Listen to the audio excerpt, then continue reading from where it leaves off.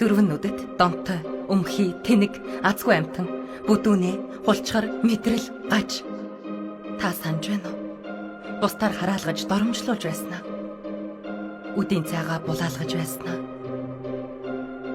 Бас зодуулж байснаа.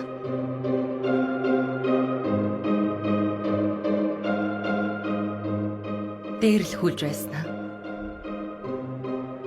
Хүмүүс танд энэ бүгд таныг илүү хүчрхэг болгоно гэж хэлж байсан биш үү? Эдгээр нь таныг дасан зохицох чадвартай болгосон гэж бодож байна уу? Хүн ингэж л өсч том болдоггүй гэж үү?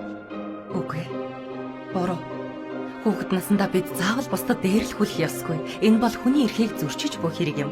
Энэ нь бидний эрхийг үгүйсгэж буй хэрэг юм. Хүүхэд нэр төр, хүндлэл, оролцоо, дарамтлах, дээрлэх, хүний эрхийн зөрчил.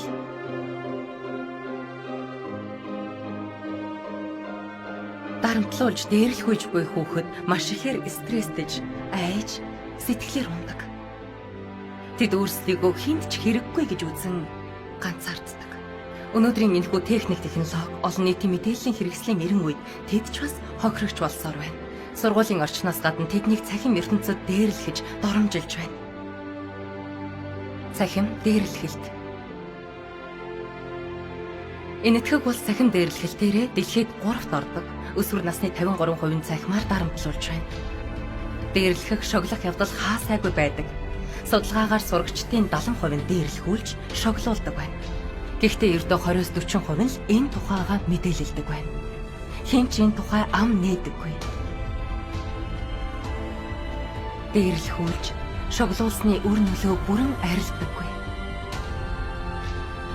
Шоглуулж, дээрлэхүүлж байсан хүүхэд өсч том болохоро нийгэмших чадвар султай, тогтвор суурьшилтай ажиллах чадваргүй хүн болох магадлалтай.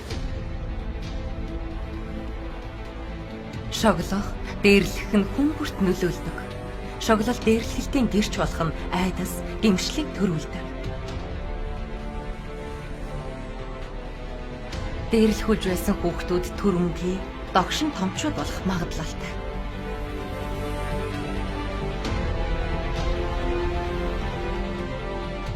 Бүр бусдын эрхэнд ноцтойгоор халдаж ч магадгүй. Шоглох дээрлэх нь зөвхөн нэг хүнд нөлөөлдөггүй. Энэ бид бүгдэд нөлөөлдөг.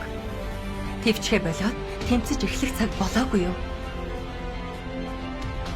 Өнөөдрийн хүүхдүүдийн төлөө, ирээдүйн томчуудын төлөө дээрлэхээ зогсоо гэж хэлэх цаг болоогүй гэж юу? Сургууль дээр, тоглоомын талбайд,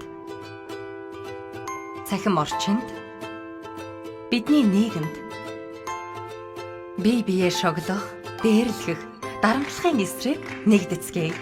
Уламжлалт сургалтын аргаар бус.